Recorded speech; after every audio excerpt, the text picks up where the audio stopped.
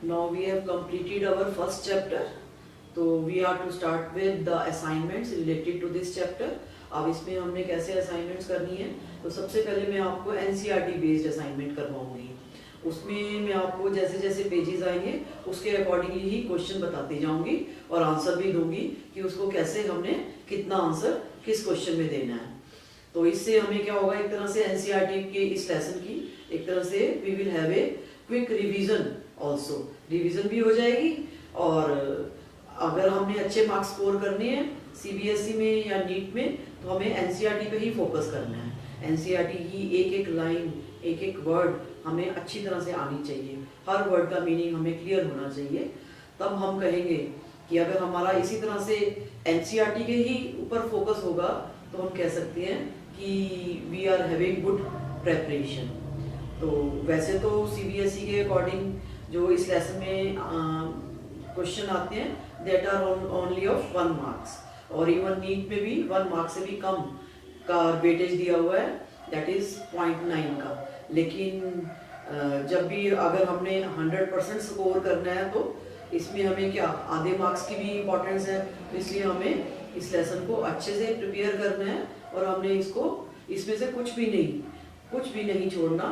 And each and every part will be well prepared, तभी हम कहेंगे कि हमारी अच्छी प्रेपरेशन है। तो अब हम स्टार्ट करते हैं।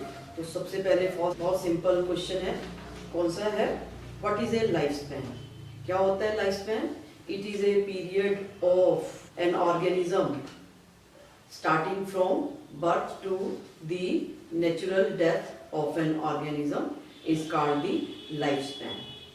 तो बहुत सारे एग्जाम्पल भी दे सकते हैं, so many different examples they are given in NCERT के पेज में दिए हुए हैं, तो उसमें से कुछ भी एग्जाम्पल हम दे सकते हैं। तो नेक्स्ट क्वेश्चन है, how does life span of different organisms very, कि लाइफ स्पैन डिफरेंट ऑर्गेनिजम्स का कैसे वेरी करता है। तो इसमें हमने आंसर करना है कि different organisms they have different life spans. Some are having very small life span, for example हम बटरफ्लाई का ले सकते हैं कि butterfly is having a life span of only 1 to 2 weeks. And some are having very large life span, इसमें हम पीपल का भी ले सकते हैं कि peepal tree is having a life span of near about 2200 to 5000 years. तो इस तरह से वी कैन से कि life span of different organisms very. अब नेक्स्ट क्वेश्चन है कि does life span depends on their sizes. तो हम इस पे आंसर क्या करेंगे, जैसे कि हमें मालूम है कि the life spans of different organisms does not depend upon their sizes and their complexities, कि किस पे डिपेंड नहीं करता, साइजेस पे एंड कॉम्प्लेक्सिटीज पे। तो we can take example of parrot का एग्जांपल ले सकते हैं कि it is very small in size but it is having a life span of 140 years. इसी तरह से हम किसका ले सकते हैं, एलिफेंट का। Elephant is comparatively very larger as compared to parrot, but it is having an elephant is having a lifespan of only 60 years। तो ये इस तरह से हम इसका आंसर करेंगे। फिर इसके बाद बहुत सारे लाइफ स्पैन पूछे जा सकते हैं, जैसे what our life spans of various life spans of rose, elephant, banana, horse, जितने भी हमारे ये टेबल में दिए गए हैं, तो उन सबसे रिलेटेड लाइफ स्पैन वो objective type point of view से पूछ सकते हैं 1 मार्क के, और इवन इन पीएमटी में। जैसे कि रोज का कितना होता है 12 इयर्स, एलिफेंट का है 75 इयर्स, और डॉग का बताया हुआ है 25 इयर्स, बनाना का भी 25 इयर्स है, और हॉर्स का कितना होता है it is about 25 years again. Crocodile का कितना है इट इज अबाउट 60 इयर्स। तो ये जितने भी लाइफ स्पैन हमारे ये बताए गए हैं, तो ये हमारे चार्ट में दिए गए हैं, ये हमने सबके सब देखने ही हैं, जो कि वो एनसीईआरटी में प्रेजेंट है। नेक्स्ट है what is a reproduction, give its types. तो answer is very simple, it is a biological process of production of young ones from their parents, and that may be similar or that may be dissimilar from their parents। और इसकी types में हम देख सकते हैं there are 2 main types, asexual reproduction as well as sexual reproduction। Now next है question, Which is a better mode of reproduction? Which is a better mode of reproduction? Of course, sexual reproduction is a better mode of reproduction. क्यों होता है better? Because it enables an organism to survive in adverse condition due to the variations present in the organism. तो इस तरह से इसका answer दे सकते हैं. और how variations they come? They come due to different processes that occur during the sexual reproduction. तो वो इसमें इंक्लूड कर सकते हैं. तो नेक्स्ट क्वेश्चन आता है व्हाट आर क्लोन्स. क्लोन्स क्या होते हैं? Clones these are morphological and genetically similar entities that are formed from a single parent by means of asexual reproduction. Clone कैसे बनते हैं? एसेक्सुअल रिप्रोडक्शन से ही बनते हैं, जो देखने में भी और जिनके जेनेटिक्स भी क्या होता है, सिमिलर होता है, तो उनको हम क्या बोल देते हैं? क्लोन्स. तो नेक्स्ट क्वेश्चन है which is A common mode of reproduction in single celled organism. Common mode कौन सा होता है? एसेक्सुअल रिप्रोडक्शन, और उसमें भी हम बाइनरी फिजन कह सकते हैं. The simplest mode of reproduction, सबसे पहले binary fission. We can give example of binary fission और so many different binary fission के एग्जांपल मैंने आपको बताए हैं.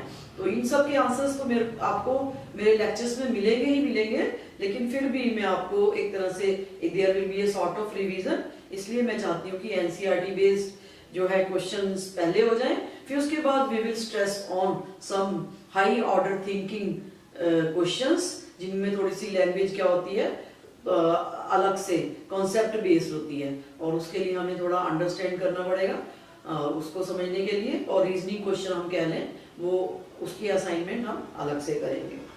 नेक्स्ट क्वेश्चन आता है what is budding, give its type.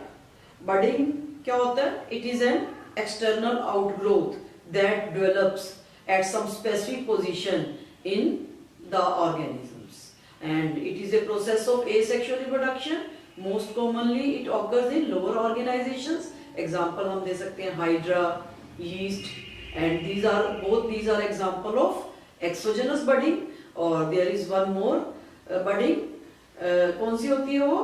That is endogenous budding, और उसमें we can give example of gamule formation in sponges. तो इस तरह से हम इसकी आंसर को कंप्लीट कर सकते हैं.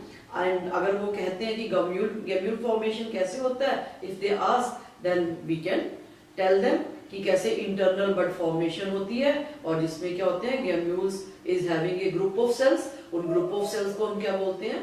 Archaeocyte cells. And these cells are capable of dividing and growing into new organisms again.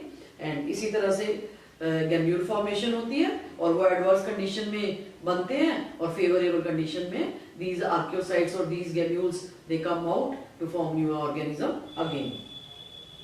Next आता है क्वेश्चन, बहुत इंपॉर्टेंट क्वेश्चन है ये, कि what are various asexual spores, how they are formed, give various examples in which they are formed. कि asexual spores कौन से होते हैं? These are some rounded structures that are rounded, or some other kind of shapes are also present, and that are present in some specialized bodies or some special structures. और वो these special structures are different in shape and sizes in different organisms, and so many different kinds of asexual spores are there. कौन कौन सी हैं? If we start with zoospores. Zoospores क्या होती हैं? These are small and these are motile, and these are motile because of presence of flagella. Flagella के कारण होते हैं, and they are present in algae and fungi.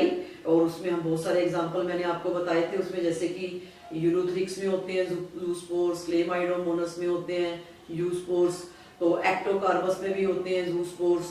Ectocarpus क्या एक तरह का हमारा ब्राउन एल्गी है. तो इन सब में हम कह सकते हैं कि zoospores are means of asexual reproduction. Next spores कौन सी हम बात कर सकते हैं? कोनिडिया.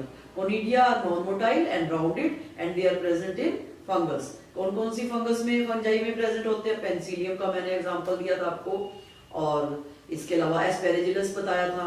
और दे आर प्रोड्यूस एक्सोजेनस. इनका ओरिजिन क्या होता है? Exogenous.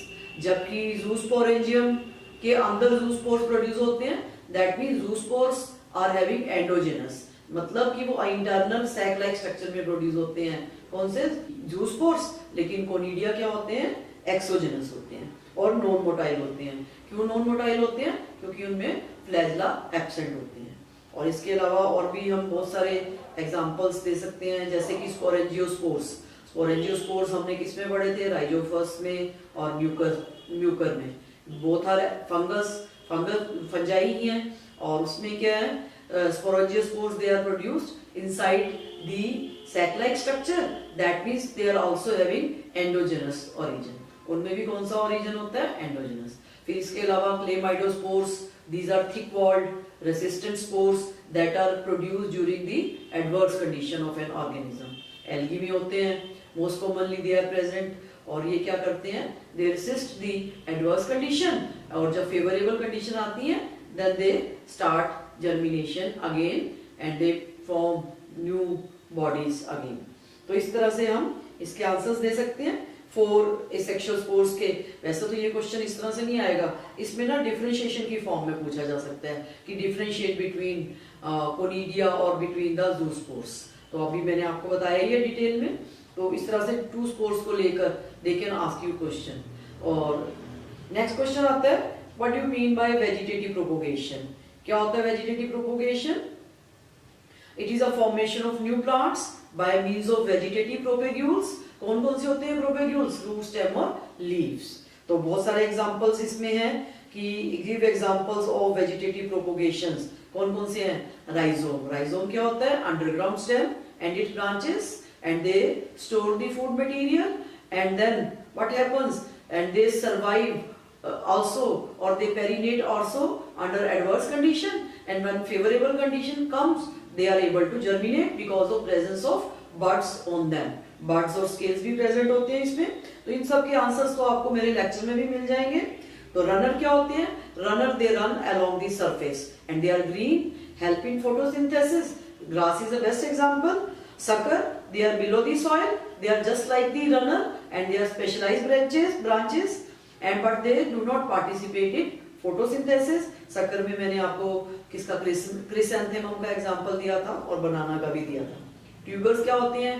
Underground stem and its branches, they swell due to the storage of food materials and they are having buds और eyes on their tuber and when they are separated from the parent, अगर वो cut जाती हैं तो वो separate हो जाए उस ट्यूबर में से, a new plant can be originated. Offset क्या होते हैं? 1 इंटरनोड लॉन्ग प्लांट्स।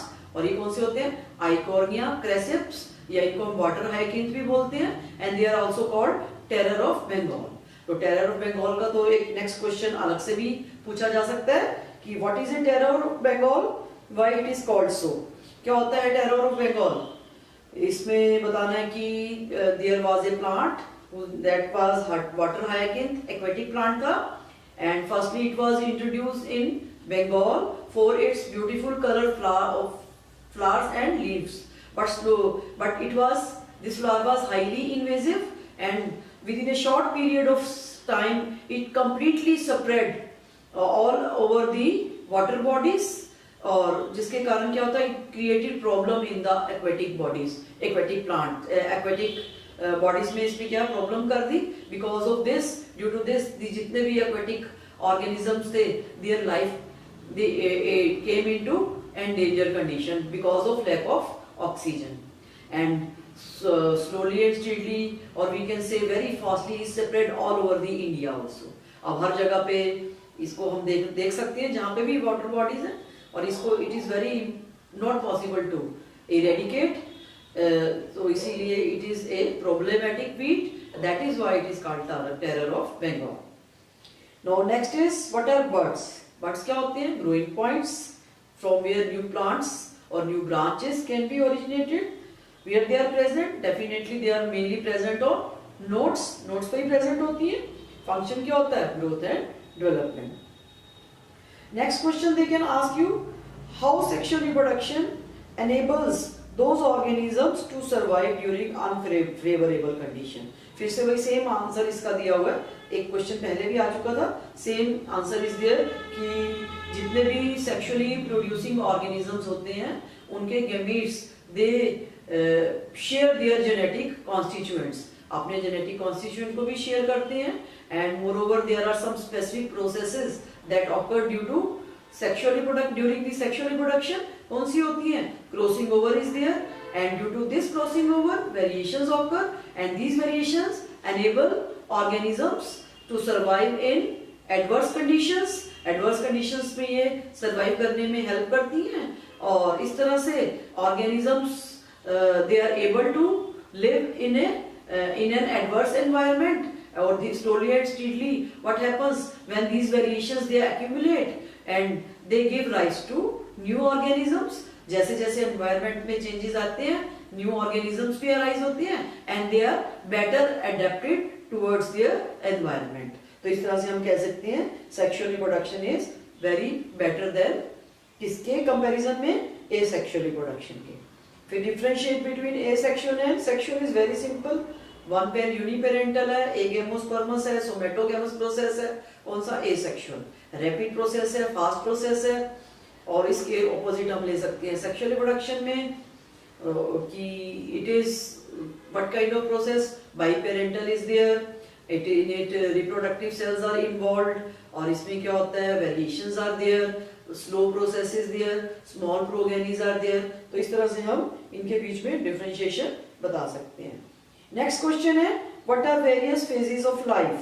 कौन कौन से होते हैं? जुवेनाइल फेज इज देयर, और vegetative phase is there, then reproductive phase is there, and then ageing and senescence and ultimately death are there. And how they are controlled?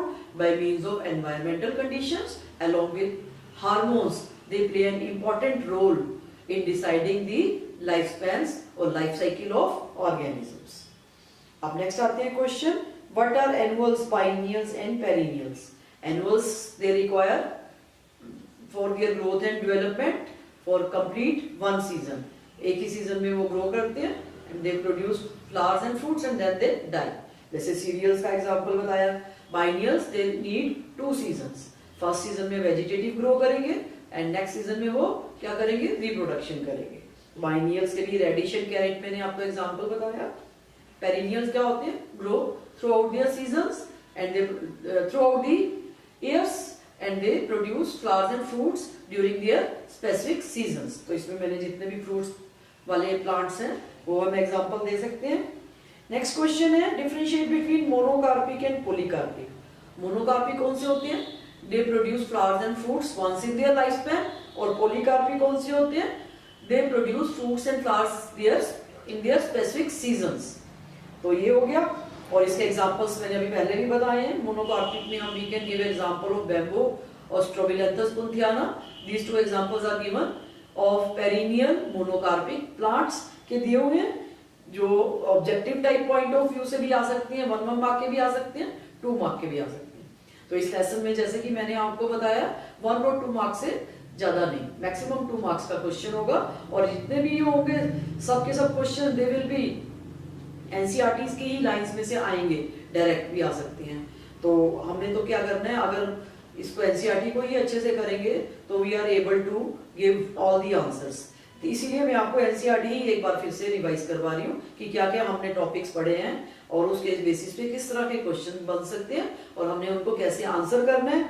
जब ये हम कर लेंगे फिर मैं रीजनिंग वाले दिन क्वेश्चन पूछूंगी, तो उसमें भी क्या होगा, all they will be also NCERT based ही होंगे, लेकिन थोड़ा सा उसमें हमने माइंड अप्लाई करना है क्वेश्चन को समझने के लिए। आंसर्स बिल्कुल ऐसे सिमिलर ही होंगे, वो भी हम एक क्विक रिवीजन करेंगे दूसरी असाइनमेंट के भी। तो नेक्स्ट क्वेश्चन है हमारा, what is the difference between a seasonal breeder and continuous breeder. कौन से होते हैं सीजनल ब्रीडर्स? दो who breed during their specific seasons। कौन से आते हैं, जैसे इसमें frog and lizard we can example, can give example. और कॉन्टिन्यूअस ब्रीडर्स में जैसे mice is an example, human beings are example of continuous, they continuously breed during their life cycle at any time when they achieve their reproductive stages। तो इस तरह से हम इनके बीच में डिफरेंशिएशन बता सकते हैं। Now we come to next, differentiate between estrus and menstrual cycle। Estrus किस में होती है? नॉन प्राइमेट्स में, जैसे कि काऊ है, बफेलो है, हॉर्स है, कैट है, डॉग है, जितने भी सारे नॉन प्राइमेट्स में आते हैं। और इसमें क्या होता है, specific heat period is there, जिसमें क्या होता है एस्ट्रोजन और progesterone secretion is more in case of female, and there are some morphological changes are there, they change their behavior also, and they are ready to accept the male sperm. और उसके बाद ही कौन सी आती है, एनेस्टर cycle. उसमें क्या होता है, there is a passive period of this, after fertilisation they become passive and that passive period is called anoestrus cycle. और मेनेस्टर साइकिल क्या होता है, it occurs in primates and it is a cyclic process of 28 days in case of human beings. और what happens every time endometrial lining क्या होती है, इसमें slowed off हो जाती है और it comes out through the vagina in the form of blood along with another waste and unfertilized ovum. और ये it occurs repeatedly after regular intervals. That is why it comes under menstrual cycle. तो ये difference आ सकता है इसमें. Next question है, what are various events of reproduction? कौन कौन से हैं, pre fertilisation structure and events, fertilisation and post fertilisation structure and events. उसके बाद नेक्स्ट क्वेश्चन है, what are various pre fertilisation structure and events. इसमें मैंने आपको बताना है formation of gametes and their transfer. Formation of gametes में भी there are different kinds of gametes. I have told you isogametes क्या होते हैं, एनिसोगैमीट्स क्या होते हैं, ओगैमस कंडीशन क्या होती है, तो उसको हम एक्सप्लेन कर सकते हैं. और ये भी सब मेरे लेक्चर्स में मिल ही जाएंगे आपको.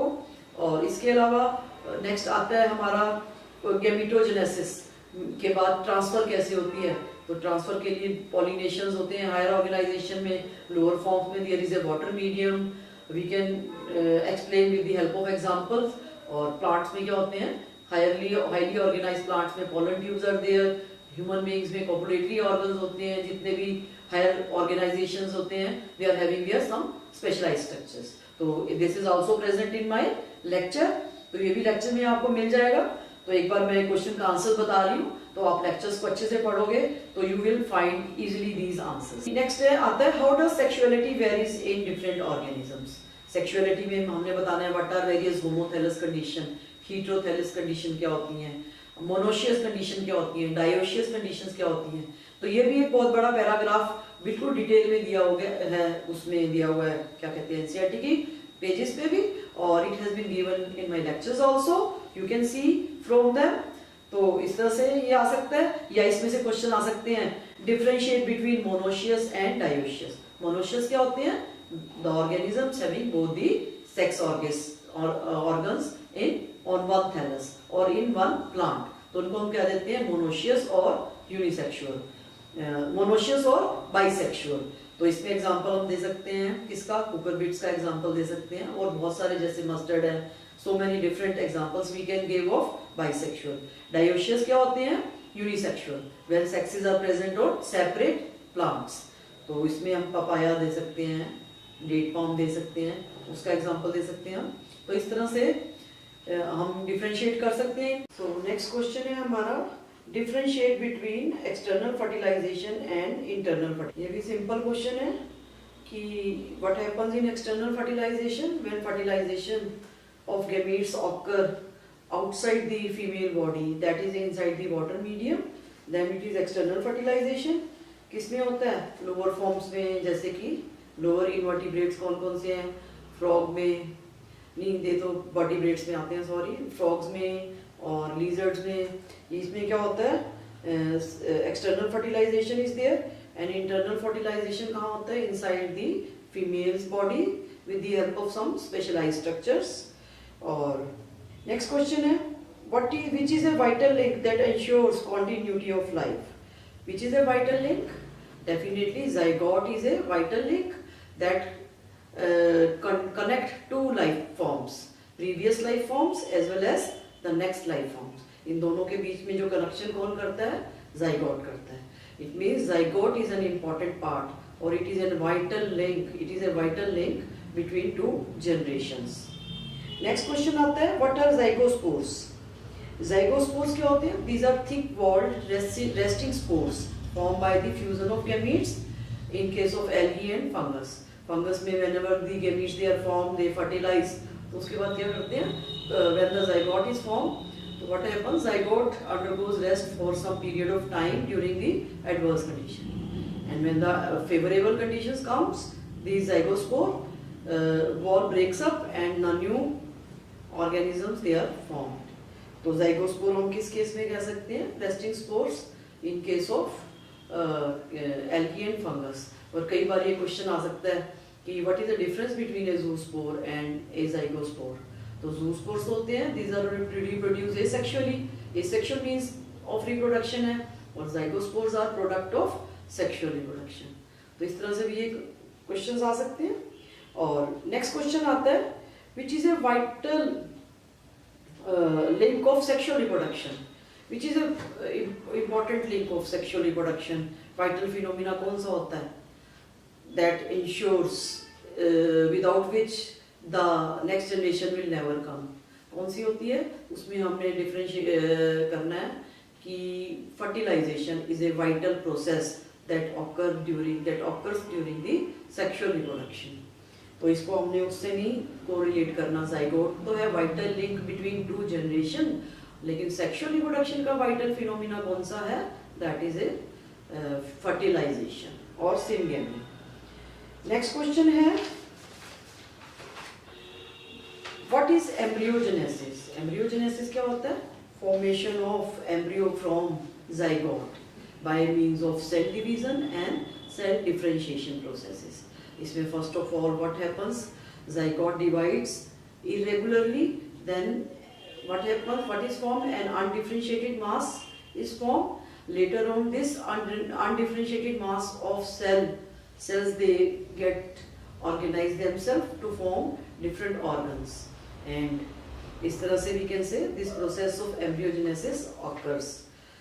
Next है what are two phenomena of embryogenesis। कौन कौन से टू फिनोमिना है? वो मैंने पहले ही बता दिया कि cell division and cell differentiation is there. Next question है differentiate between oviparous and viviparous with example. Oviparous कौन से होते हैं? एग लेइंग एनिमल्स, ऑर्गेनिजम्स जिनमें eggs they are laid outside and the young ones they are born outside in the environment. But in viviparous what happens? These are in which development of embryo occurs inside the body and they are not egg laying. Direct young one is born from the organisms and this is present in higher organization। तो इस तरह से broader way में हम देखें तो ये सारे questions बनते हैं। फिर next आता है question what is the fate of zygote, ovule and ovary in flowering। अब फ्लावरिंग प्लांट्स तो हमने नेक्स्ट जितने भी एंजियोस्पर्मिक प्लांट्स हैं उसमें तो डिटेल में हमने सेक्सुअल रिप्रोडक्शन पढ़नी ही है। एसेक्सुअल तो हमने इसमें अच्छे से पढ़ लिए। तो उसमें सेक्सुअल रिप्रोडक्शन के दौरान व्हाट आर मेन जो जाइगोट का क्या फेट होता है? Zygote is converted into embryo. Ovule किस में कन्वर्ट हो जाता है? ओव्यूल के अंदर ही तो जाइगोट होता है। तो ओव्यूल किस में कन्वर्ट होता है?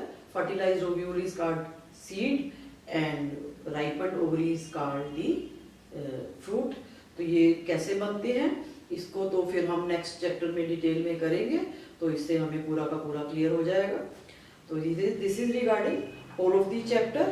तो मैंने ऑलमोस्ट सब क्वेश्चंस कवर करने की कोशिश की है इसमें, और कुछ ऑब्जेक्टिव पॉइंट जो हैं questions you have to search on your own, खुद आपने सर्च करने हैं। मेनली तो आपने इसमें देखने हैं कि एग्जाम्पल्स बहुत सारे दिए हुए हैं, और इसके अलावा इस बुक में बहुत सारे डायग्राम्स दिए हुए हैं सम ऑफ दी पेजेस पे।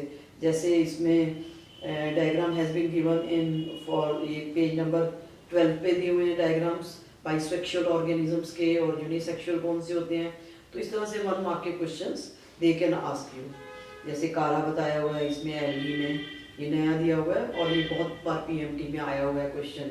इसमें इतनी ज़्यादा अच्छे से हमने इनको देखना है कि कारा में ओगोनियम कहाँ होते हैं, वो कहाँ प्रेजेंट होते हैं, और अपर साइड ऑफ ब्रांच और लोअर साइड पे कहाँ प्रेजेंट होते हैं, अपर पे, और क्या शेप होती है उनकी, ग्लोब्यूल। और एंथीरिडियम ग्लोबुलर होते हैं, ऊपर क्या सॉरी ओगोनियम की कौन सी शेप होती है, ओवल शेप, एंड एंथीरिडियम की ग्लोबुलर और स्फेरिकल शेप होती है। तो इस तरह से वो क्वेश्चन पूछ सकते हैं। और एंथीरिडियम कहाँ होते हैं, they are present on lower side पे होते हैं, और इसका वो नाम भी चेंज कर सकते हैं कई बार, कि जैसे 2014 में क्वेश्चन आया था कि क्यूप्यूल क्या होते हैं। क्यूप्यूल एक्चुअल में क्या होते हैं, these are female reproductive, oogonium को ही बोलते हैं। तो इस तरह से little bit they can change their name. तो ये तो वैसे जब एनसीईआरटी 11th में आएगा तो हम फिर से बताएंगे। तो डिटेल में बताएंगे। और जितने भी डायग्राम्स और भी बहुत इंपॉर्टेंट दिए हुए हैं इसमें, जैसे कि स्वीट पोटैटो का फ्लावर हैज बीन गिवन। तो कहने का मतलब ये है कि आपने सब कुछ अच्छे से इसमें से देखना है, कोई भी डायग्राम नहीं छोड़ना, कोई भी लाइन नहीं छोड़नी। तो तभी हम इसको पूरी तरह से कह सकते हैं कि वी आर वेल प्रिपेयर्ड, चाहे वो 1 मार्क का लेसन हो, चाहे वो 2 मार्क्स का हो। और इसके अलावा हमने की what we have to answer भी हमने कैसे करना है कि बिल्कुल टू दी पॉइंट आंसर करनी है। ऐसा नहीं है कि अगर 1 मार्क का क्वेश्चन है तो आप उसके ऊपर पूरी थीसिस लिखने बैठ जाओ, पूरा का पूरा पेज कवर कर लो। ऐसा नहीं होता, इससे कोई एग्जामिनर इम्प्रेस नहीं होते। क्यों? इंस्टेड हम तो जस्ट से सीबीएसई में जाते हैं तो हमें तो ऐसे लगता है कि हम इनके मार्क्स काट लें। तो आपने क्या करना है कि बिल्कुल ही सीबीएसई के अकॉर्डिंगली वेटेज दी होती है वहाँ पे साथ में, तो उसके अकॉर्डिंगली आपने आंसर करना है। और ज़्यादातर 2 मार्क्स के क्वेश्चन कैसे आते हैं? डिफरेंशिएशन की फॉर्म में आते हैं। अगर डिफरेंशिएशन की फॉर्म में दिए हुए हैं तो not more than 4 points, only 4 points are sufficient for this. तो इस तरह से हम कर सकते हैं। और अगर 3 मार्क्स के क्वेश्चन में कई बार आपको ऐसे लगे कि क्वेश्चन आपको नहीं समझ में आ रहा कि इसमें क्या आप आंसर पूछा है, तो आप ब्रीफ में उसके बारे में कुछ भी जानते हो तो आप लिख दो। तो हो सकता है एग्जामिनर को जो वो जानना चाहता है कि what he wanted to know from that question, अगर उसमें से आंसर उसको मिल जाता है तो of course you can get full marks from them. इस तरह से हम इन सब चीज़ों का ध्यान रखेंगे। और एक तरह से मैं ये आपको पॉइंट्स भी बताऊंगी, लेसन वाइज बताती जाऊंगी कि किसका क्वेश्चन का कैसे आंसर करना है। तो this is regarding your NCERT assignment. अब इसके बाद हम स्टार्ट करेंगे अपनी कौन सी असाइनमेंट, जो थोड़ी सी हाई ऑर्डर थिंकिंग वाली, दैट मीन्स हॉट क्वेश्चंस आते हैं। तो we are starting with that assignment. और उसके बाद हम थोड़े से ब्रीफ में क्या करेंगे, we will be starting with MCQs कि किस तरह के एमसीक्यूज आते हैं इसमें। Thank you.